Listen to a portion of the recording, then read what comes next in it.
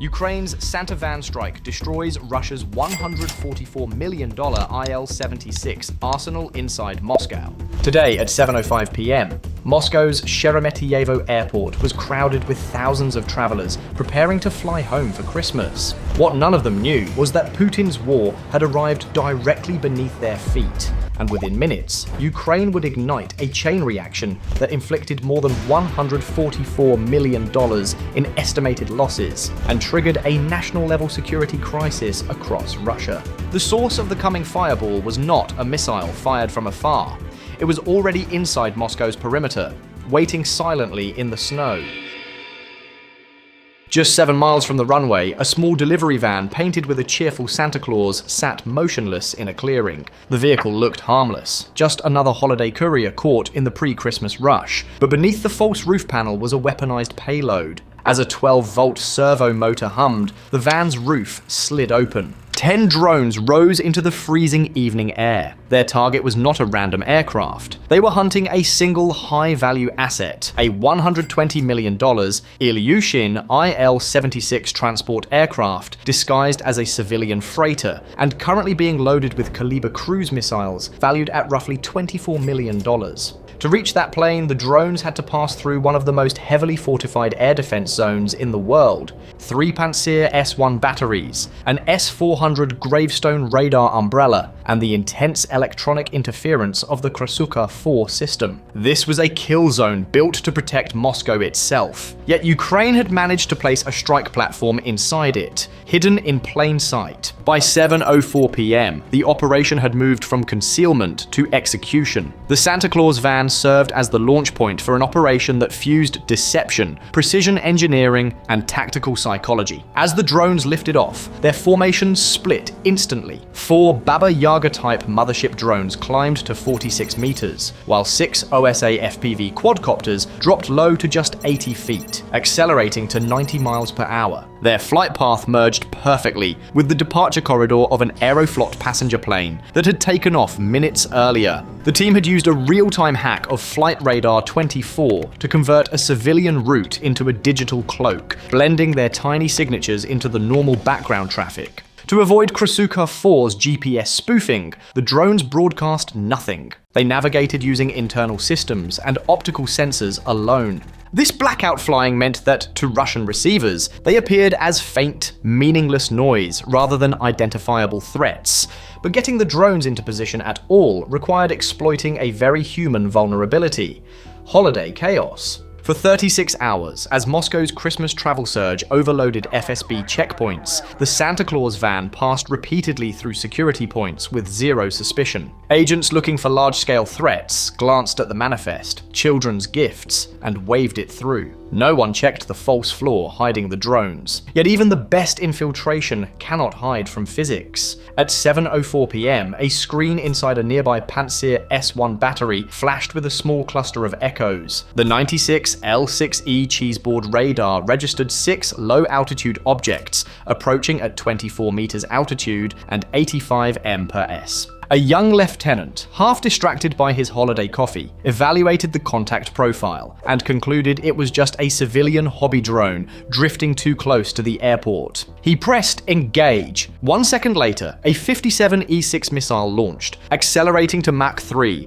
and destroying the first OSA drone instantly. The explosion produced a 60-foot fireball and a cloud of tungsten fragments. The radio assessed the hit. The crew believed they had neutralized a harmless toy. They had no idea they had just destroyed the cheapest and most expendable element in the swarm. At 7 hours, 4 minutes and 38 seconds p.m., the Pantsir automatically locked onto OSA drone number 2 and prepared to fire another $200,000 missile. But the destruction of the first drone was not a setback, it was the trigger. The instant the kill was registered, the remaining OSA FPVs executed Ghost Protocol. They cut all communication links to the Baba Yaga drones. No commands in, no telemetry out. They went dark. To the Pantsir's electronic surveillance systems, the drones vanished from the radio spectrum. But darkness alone does not guarantee safety. A convincing illusion was needed. That illusion came from Baba Yaga 2, which activated its spoofer module and began broadcasting a falsified radar signature of all 5 OSA drones, projected in a harmless ascending arc away from the airport. It was deception by substitution. Remove the real target and replace it with a more convenient one. The Pantsir accepted the lie automatically, redirecting its lock toward the phantom swarm. Simultaneously, Baba Yaga 3 fired a 20-watt beam of targeted static, jamming the X-band radar of a second Pantsir battery on the western perimeter. Within seconds, one enemy system was fooled, and another was blinded. For a moment, the Ukrainian drones flew freely, but their cleverness created a new threat. The spoofing and jamming emissions lit up the electromagnetic spectrum, and 55 miles away, the S-400 battery in Dubna was always listening. Unlike Pantsir systems, which guard close-in airspace, the S-400 hunts for strategic enablers, high-power emitters, command nodes, and airborne radars. The S-400 ignored the phantom decoys that tricked the Pantsir. It locked instead onto the powerful, clear signatures of the 4 mothership drones hovering at 150 feet. The system read them as enemy command platforms, and the logic of the air defense network escalated instantly. Within seconds, launch authorization appeared for 2 40N6E long-range missiles, each capable of destroying aircraft hundreds of miles away with a 400 lb warhead. If they hit the Baba Yagas, the FPVs would lose their neural backbone. The mission would collapse. The agents who launched the strike would be trapped, but Ukraine had prepared for this moment. Baba Yaga 4 carried a special payload, 2 plasma flare cartridges and 4 modified MGU-7 AB thermal decoys. The moment the S-400's radar locked onto it, the drone executed its countermeasure sequence. Plasma flares ignited, creating a heat signature over 2000 degrees Fahrenheit, while the decoys formed a blazing trail. The S-400's radar logic reacted predictably. It dropped its lock on the 4 small targets and shifted to the overwhelming new signature. 2 40N6E missiles were launched and detonated away from targets 8 seconds later. 8 seconds later, they detonated harmlessly over empty forest, burning out like distant fireworks. The Ukrainian drones had survived Moscow's Apex defense system. Now the narrow attack window opened, only 18 seconds long. At 7:06 p.m., OSA drone number 6 emerged from the corridor of spoofed signals and jammed radars. It began a steep 65-degree dive, engines screaming. Its impact point was the IL-76's left-wing root, the junction where the main fuel tank met the engine pylon, a structurally vulnerable spot no larger than a dinner plate. The shaped charge warhead did not detonate on impact. It burrowed into the wing, then detonated half a second later. The copper jet, traveling 25,000 feet per S, ignited hundreds of grams of jet fuel in a fraction of a second. The fireball reached over 2,200 degrees Fahrenheit and ruptured the tank. The explosion tore through the cargo bay, where oxygen canisters and 24 Kalibr missile warheads detonated sympathetically. The resulting blast was equivalent to 1.5 tons of TNT. A 220-foot column of fire rose over the runway. The IL-76 and its payload ceased to exist. A nearby fuel truck exploded seconds later, spilling a river of burning fuel across the tarmac and igniting a small ammunition depot. Sheremetyevo Airport froze. All flights were grounded.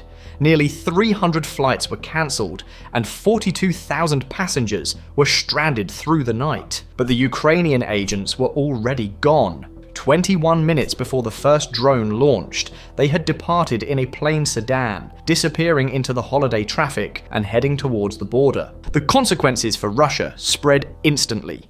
Moscow lost its primary air bridge for delivering Kalibr missiles to the Black Sea Fleet for the entire holiday period. All disguised military flights were suspended across the capital's airports. Putin faced a choice: defend Moscow's image or defend his frontline troops. He chose the former. An entire Pantsir battery was redeployed from the Donbass to reinforce the capital. This left frontline Russian units exposed. Within 72 hours, Ukraine launched multiple offensives across Kherson and Zaporizhzhia, advancing under dramatically reduced Russian artillery fire. The loss of air defense assets had created new openings. In total, Russia suffered more than $144 million in losses, including the IL-76, its Kalibr payload, ruined fuel infrastructure, and the cost of emergency defensive redeployments. Today's operation revealed a new dimension of modern warfare. An army no longer needs mass or proximity to threaten Moscow. 10 drones hidden inside a holiday delivery van were enough to reshape an entire theatre of conflict. And as the flames at Sheremetyevo smoldered, one question remained for military planners everywhere. What unexpected disguise will Ukraine use next to breach Moscow's defenses? And how will Russia respond when its own celebrations become its greatest vulnerabilities? Share your thoughts in the comments section below.